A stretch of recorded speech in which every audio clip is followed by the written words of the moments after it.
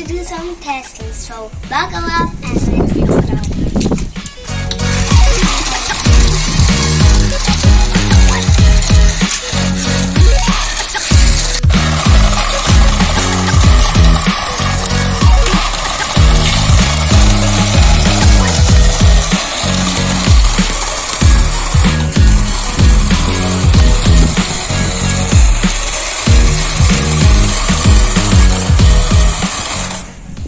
So you can even open the hatch over here.